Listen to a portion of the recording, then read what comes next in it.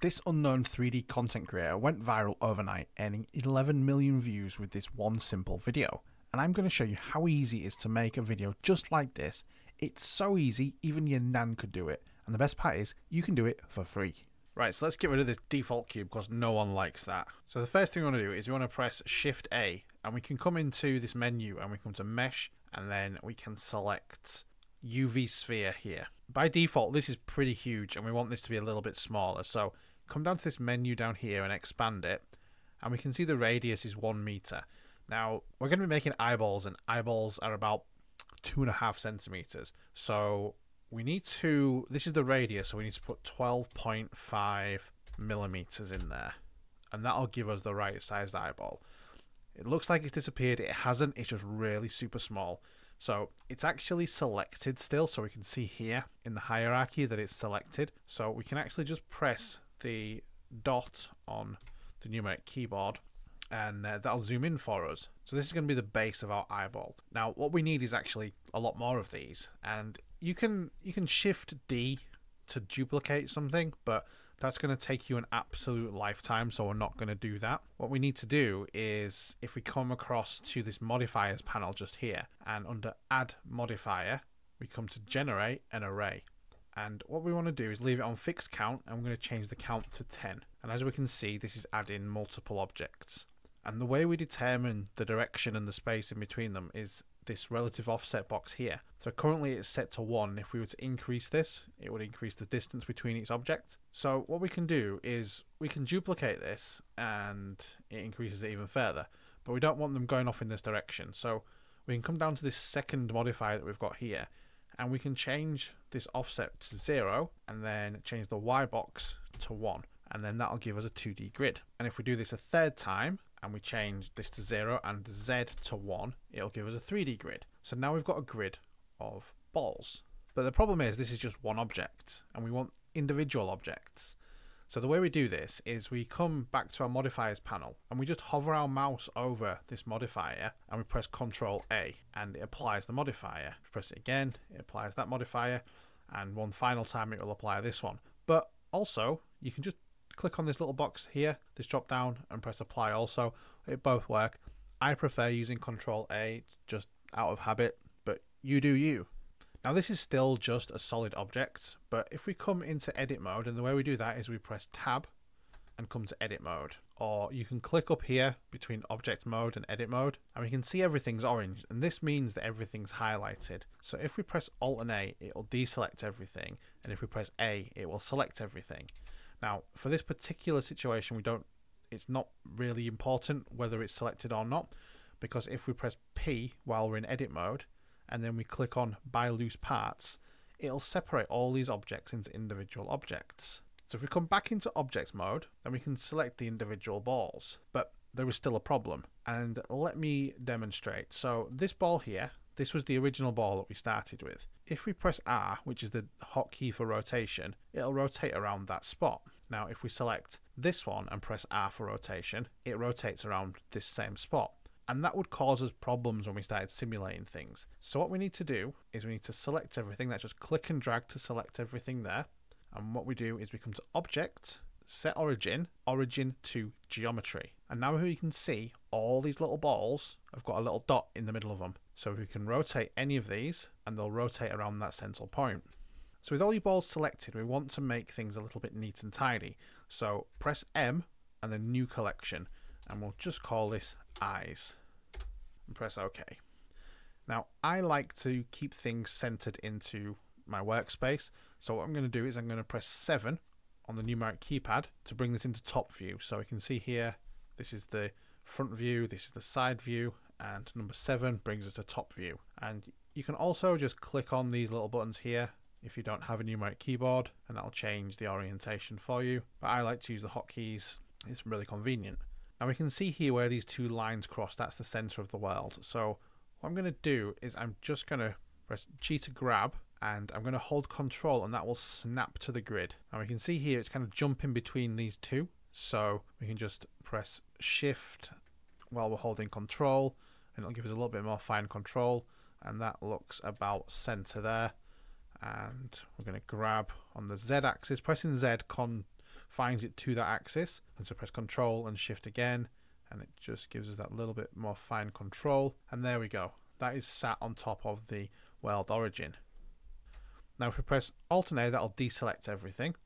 And with the 3D cursor still in the center, and if it's not, you press Shift and C and it'll recenter that to the world origin. Then press Shift A, and we're going to add a mesh plane, which is pretty massive. So we're going to scale this down. So we're going to go Scale, and we're going to type on the keyboard 0.5.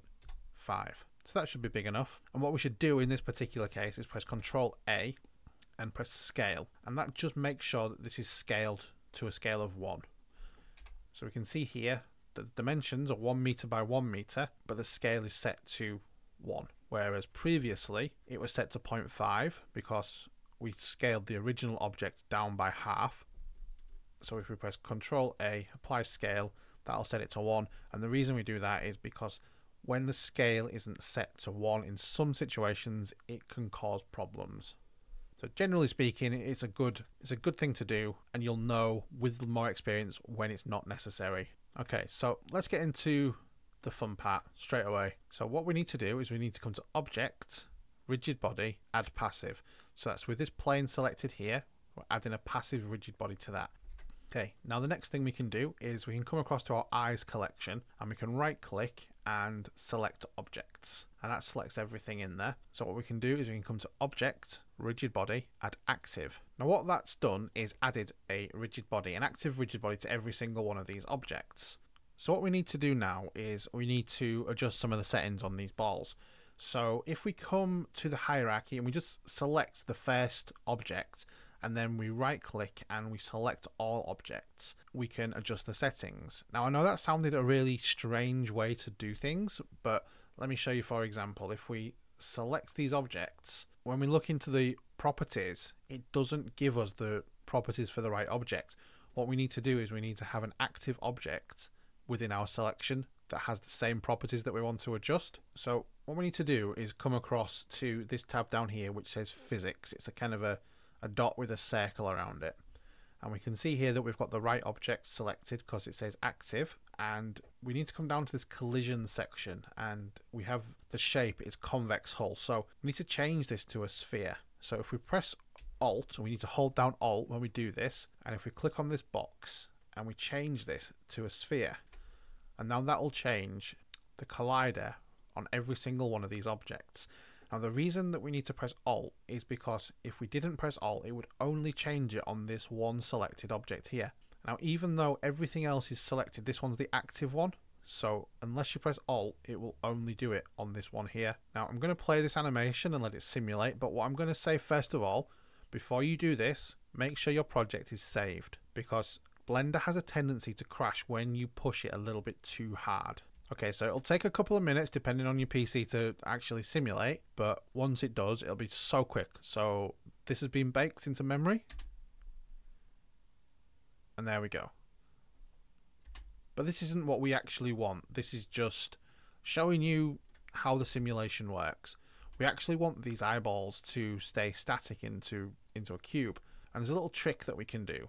So making sure we've still got our active objects and all of our eyeballs selected, if we come down to the Physics tab again and we come into Dynamics, and then there's a little tick box here called Deactivation. Now pressing and holding Alt and clicking on that, it'll apply it to all of the objects. And then if we expand this, we can have this Start Deactivated box. We can tick that again holding Alt, just to make sure everything is deactivated. And what we can do now is when we play the animation, it doesn't actually move like it did before. And what this is doing is it's telling the simulation not to move anything until it receives a force, an external force, to move it, and then it'll activate that object and bring it into the simulation. So what we'll do now is we'll add a new UV sphere. And we probably want this a little bit bigger. We'll make it 0.1 of a meter, so it's about 20 centimeters across, and we just need to press G to grab it and move it up above the eyeballs. And we'll do the same thing we did previously. We'll come to Object, Rigid Body, and we'll add an active to it. And if we come across to the Physics properties panel, we want to change the mass of this to something huge like 100 kilograms. And we're going to leave the shape as a convex hull as well. So remembering to save between each bake just in case it crashes. If we now press play, we can see now that the eyeballs are being smashed by this giant ball. They're reacting and becoming active in the simulation. So let's go back to the first frame in the animation because we need to tweak a couple of things first. So I'm going to click on this icon up here, and this is just going to bring us into the shaded mode so we can see colors and materials on these objects. So let's select all our eyes again, and what we're going to do is we're going to press Ctrl L and click Link Object Data. And what we're going to do is add a new material, and we're just going to call this, so if we press Ctrl L, we can link object data. So this means that all of these objects are sharing the same information. So if we edited one, for example, it would edit all of them at the same time. And this is really helpful for us when we want to change lots of things at the same time. So we can right click and shade smooth, for example, and everything shades smooth. So now if we come into edit mode with tab, we can zoom in on this object using the period key like we mentioned before. And in vertex select mode with number 1 on the keyboard, so that's on the numbers across the top, not on the keypad, and we can switch between 1, 2 and 3 vertex, edge and face select mode with 1, 2 and 3, but we're going to stay in vertex mode, and we're going to click on this top vertex here, and then going to press Ctrl and plus on the numeric keyboard, and we're going to tap that a couple of times just like that, and we're going to come across to the materials tab as well, and we're going to add a new material with the plus button, and then we're going to press on new. And we're going to call this iris, and let's just pick a random color for the time being, and now we're going to press assign, and you see there how it's assigned it to every single object. Now I probably want this a little smoother, so we're going to turn the roughness all the way down so we've got all these nice reflections. I'm going to do the same for this one, make it nice and shiny, and then we can do the same kind of thing, just we can take a few more vertices, add a new material, we'll call it pupil, and we'll change the base color of this to black. Instead of making this shiny this time, we'll make it completely rough, and we'll come to the specular, turn that right down, because a pupil is actually just a hole, it's not a solid object, so we're going to try and make this not reflect any light. So what we can do now is we can just press assign on this, and there we go, we have a pupil. Okay, so what we can do now is we don't want all of these looking the same, that's no good. So if we come across to the shading tab, let's zoom in so we can see everything, and we want to come across to the materials box here, click on iris, and so you should be able to see this principled shader here, and it's got the orange that we picked or whatever color you picked. What we need to do is we need to add a color ramp, so that's Shift A, converter, color ramp. We're going to pop that in there, and then we're going to press Shift A, we're going to put input and then object info. I'm going to drop that in there. And we're going to take this random node here, just click it and drag it into the fact, and then we're going to drag this one into the base color. So now what we can see is that all of these eyeballs have got a different color grey, and we don't want grey because that's boring. We want some nice fancy colors. So let's start by clicking on this here, and then click here and drag this slider all the way up to the top to bring the colors nice and bright and vibrant. And then we can say, okay, let's start on here, for example, and then click on this one, and then click on the color here, and we can change the saturation all the way up so it looks red and red. But there's two things you need to see. So the hue here I've set to 1, and the hue here is set to 0. Essentially it's both the same color, but what we can do is we can change this RGB drop down to HSV, and then change this near to far. And what that'll do is it'll cycle round the entire wheel. So it's basically saying pick a colour around this edge here depending on the random value that's been assigned. So that's how we get different colours on each eyeball. So the next thing we want to do is select an eyeball, any, it doesn't matter. And we're going to come across to, so the next thing we want to do is we want to select the top eyeball again, and then select objects, and we're going to come across to the constraints tab just down here, and then we add a constraint, and we're going to do a damped track, and then we're going to set the target as the camera. Now you can see here that this eyeball has popped the different direction, but if we look in the camera view, it's not looking the right sort of, it's not looking in the right direction, and that's because we need to change the track axis. So when picking an axis, you can just click on them randomly and see which one works, but just so you're aware, the Z axis is the default axis on this object. So this object has the Z axis pointing upwards just to match this here. You see? So we got Z going this way upwards, X is going this way, and Y is going this way. And so we can see here that when we click on this one, this is tracking to the Y axis. So it's basically taking, so we have the Z axis coming out of here, the X axis coming this way, so that's Z, that's X, and then this one here is the Y axis, and this is pointing towards the camera. So basically what we need to do is we need to change this to the Z axis, and that's going to point directly towards the camera. So with all of our eyeballs selected, what we're going to do is we're going to click on this drop down box here, and we're going to click copy to selected. Now this is going to add this constraint to every single one of these eyeballs, and they're all going to stare at the camera now. Now if you don't like all these lines, you just come to this drop down box here and change this relationship lines to off, and that will clear up the scene just a little bit for you. Now if we go into the camera view mode, and we probably want to change this to 1080 by 1920 for a shot. So I press 0 to come into this on the numeric keyboard, and we can press N on the keyboard to bring the properties up and click view and then camera to view. And now what we can do is we can just use the mouse wheel to scroll in, and we can click the middle mouse button in to move around. And as you can see, the eyeballs are all moving to face the camera. So what we want to do is we want to line this up nicely and think about where we want the original shot to be. So that looks about right. Remember to untick camera to view before you're finished, otherwise you'll mess up your camera position. So when we press play, I think that works. Excellent. So what we want to do is we want to actually get this eyeball material onto this object here. So we're going to follow a similar kind of process. So we're going to go into edit mode with tab, and I'm going to press Control and plus, select our vertices. We're going to go into the material properties. We're going to add in the Solera as the default material. We're going to add a new material slot. We're going to add the iris in.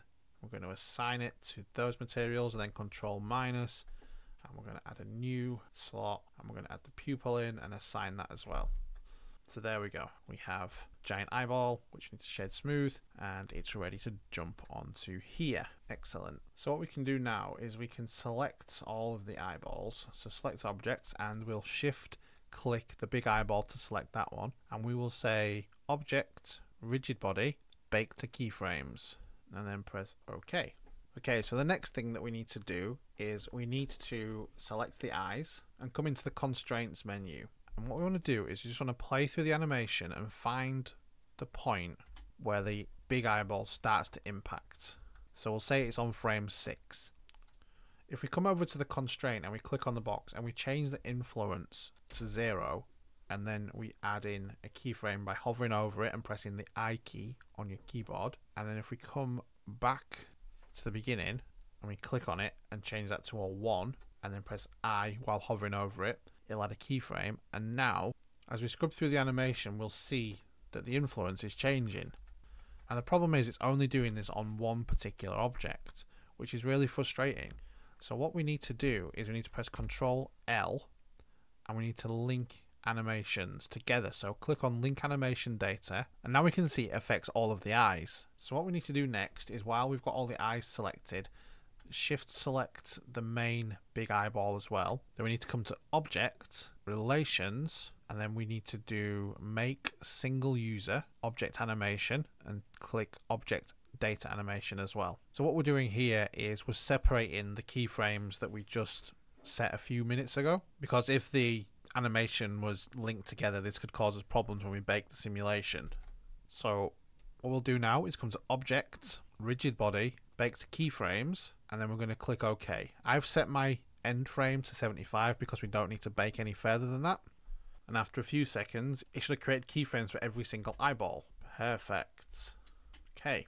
So what we can do next is we can create the loop. So what we're going to do is we're going to select everything here, and we're probably going to need some more keyframes. So I'm just going to add an extra, say 24 keyframes, and then hover your mouse over this timeline section where you can see all the yellow keyframes. Press A to make sure everything's selected, and then I'm going to press G24, and what that's doing is it's grabbing the keyframes and moving them 24 frames on. Now if we take the camera, and we just want to make sure its location and rotation are keyframes, so if you select the camera, press I, location and rotation, it'll store that location point there. Now if we come to the first frame in the animation, and with the camera still selected, we can grab, and we're going to confine it to the x-axis, so we're going to press X, and we're just going to move this just here so it doesn't have any of the animation in there. And we're going to press I, we're going to press location and rotation. So now when we play the animation, it'll move to here, it'll drop, and then we're going to decide a point, let's say 75. We're going to press I, location and rotation again, and then we'll move to the end of the animation, and we can say grab X and move out of the animation again. I, location and rotation. So now if we click on this camera tab here and we come to viewport display, and there's this option that says pass per 2. If we increase that to 1, and then if we come across to this show overlays button here, we'll get rid of that. We'll get rid of the show gizmos. Now if we press play on our animation, we can see how it seamlessly loops. So what we need to do now is we need to just look at the quality of the image. It's a little bit dull, so we can come into the world tab here, and under color we click on this little yellow dot and we add an environment texture. Everything will go purple, or magenta I should say, but click on open, and then what you need to do is you need to get a HDRI from Polyhaven. So I'm going to just pick a bright blue sky, so I'm going to open that image, and you can see it kind of adds it in the background. And we're not interested in the image itself, but we're just using it for its light and its reflections. And another thing that we need to do is we need to come into the rendering tab here, scroll all the way down to the bottom, come to color management, and yours will be set to AGX if you're using Blender 4.0 just like me.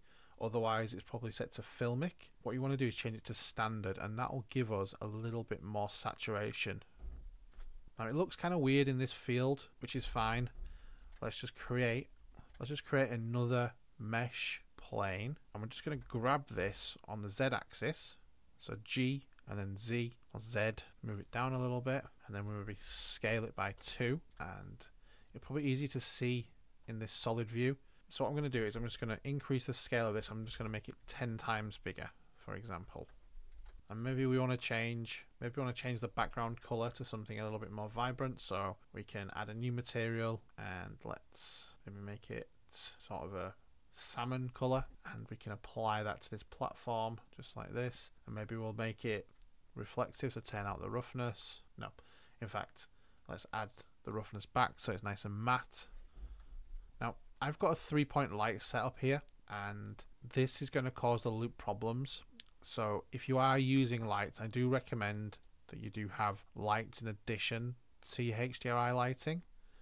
And what you want to do is you want to parent these by pressing, so select your lights and then shift select your camera and Control P and object, and this will ensure that the light remains consistent no matter where the camera is. So what I've done is I've taken the plane, and in edit mode I've selected the face, and then I've pressed E to extrude just because I felt it looked a little bit nicer. I've also changed the color by creating a new material by hitting this new material button, and it copies the settings of this material and makes it into a fresh one, and I've just changed the color a little bit. So now when we go into our camera view and we come to the first frame, this is the scene that we're getting here. So we can see we have the pink background, we have this little corner of the box just here, and we have some shadow just here. Now if we press Shift and the right arrow button, it'll take us to the end of the animation. Now we can see when we flick between the two, there's differences in the frames. So this isn't going to loop very well.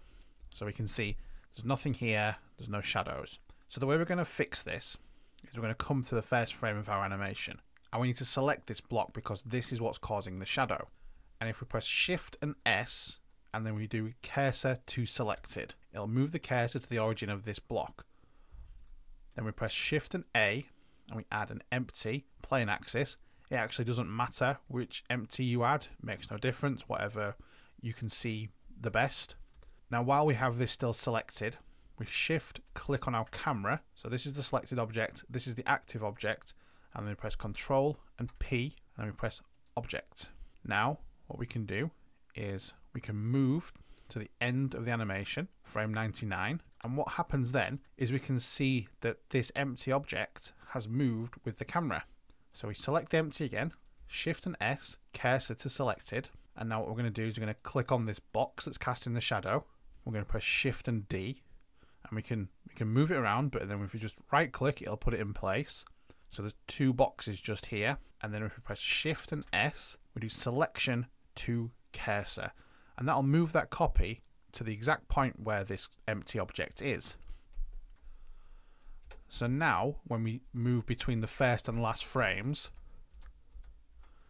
we can see the shadows remain consistent and the last frame equals the first frame. And that's the important thing about a loop, is that you need to have the frames identical. Now let's play the animation through. Now you might have noticed just then that when we got to here, when it looped, it kind of paused and stuttered. And you might like that. I don't want that. And the way we're going to fix this is we're going to grab the camera object. Now these keyframes down here at the end, what we want to do is select the first and last one, and we're going to press T, and we're going to change that to linear. Now as you can see, it's a constant flow between the two animations, and now this just loops seamlessly. Now all you're left to do is actually render out the animation. So there's a couple of ways that you can do this. You can do this in the Eevee render engine, but honestly, I don't like that. It's low quality. This is how it would look. Just like this. This is how it would render. It doesn't have very nice lighting. It's a very fast render engine, and if your computer isn't powerful, then maybe this is the best you're going to get. But this will render pretty much close to real time. But if your computer's a little bit stronger and you like it looking a little bit nicer, then I'd say change to the Cycles render engine. And as you can see, there's a vast difference in the colours when using Cycles. The way that you choose your render engine is you come to the Render tab, then click Render Engine, and then change to Cycles.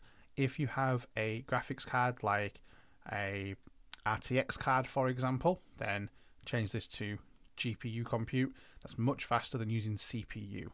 If you do have a GPU but it's not showing here, you might not have selected it in your settings. So the way that you would change this is come up to Edit, Preferences, click on System, and then make sure you've selected your graphics card. So if you have got a RTX card, like a 30 series or a 40 series, you can select Optics. Anything less than that, you may need to click CUDA. And I think these are related to AMD graphics cards, but I'm not 100% sure. I've only ever used NVIDIA GeForce cards. So once you've selected and set up your render engine, you want to come down to sampling, and by default you'll see 4096 samples. You don't need this, not really. Of course, the more samples you put in, the higher quality you're going to get, but what you can do is you can tick this noise threshold box, set it to 0.1 and change this to as low as 30, and that's going to save you so much time. Now you need to kind of gauge the quality of the image and increase these values as necessary. So the default is 0.01 on the noise threshold and 4096, but that will take a long time to render and you might not need to use that much power in rendering. So as a standard, I'll set my noise threshold to 0.1 and I'll set my max samples to 30, and that gives me the lowest quality that I will accept in a video. And yeah, it's not great, but I'm thinking about where this is going to end up. So for example, rendering this scene took 2.42 seconds at these settings, but using the default settings it actually took 27.47 seconds to render, which is a massive difference. Okay, so just as a comparison, side by side, this is the render that took me less than 3 seconds to render, and this is the render that took me 30 seconds to render. So you can see that there is a difference. Like you can see these reflections, for example, they're a little bit more fuzzy here on the lower quality settings. You're having to be incredibly critical to spot those, and when you take into consideration this is likely to be going on TikTok, it's likely to be going on YouTube, then the quality's garbage anyway. So that's the difference. You might not even be able to see the difference with the encoding on YouTube, which emphasizes the point. So in order to actually render the animation, we need to have a file output. Now, I would probably suggest that you make a special folder for this, because the temp file, the temp folder is not ideal to put this in. So create a specific folder for rendering this animation. Now you can render it straight to video by changing to FFmpeg video, and then under encoding you can change this to MP4, and then that will just create an MP4 video for you which you can play straight away. I would suggest perhaps on your final render don't do this, because if Blender crashes during the render process then you've lost that render. So my advice is to take this PNG sequence and then render it out as individual images, because if it crashes then you can pick up where you left off. Just simply untick this overwrite button here and then you can continue to render and it will continue where it left off. Now the way that you actually start rendering is you press Ctrl and F12 and it will start to render all of the images for you. So once you've completed your render, and if you chose to go into a PNG sequence, then you've got one further step that you need to go through. So if we come up to this icon here and we can change the viewport to a video sequencer, and it'll bring up this timeline here. If you bring it back to the beginning of the timeline, and if you don't like this time code here, you can press Ctrl T to change that to frames. That's my preference. You can actually come up, add image/sequence. Then you locate your image sequence and pop it into the timeline. And so it should match exactly to the frames that you've used. Just make sure that it's starting at the point where you start your animation. And then all you need to do after that is then come back to your render properties, change that to the FFmpeg video as I described previously, and then re-render your animation, and it will output it safely to a video file for you. And that's it. You just upload your work and enjoy. Have fun. Make some great things with this. And if you want to see the original video that I mentioned, then I'm going to link that in the description. Go check that out. Leave this guy a comment. Tell him Blackout sent you. And if you enjoy content like this and want to see more and learn in the future, then hit that subscribe button.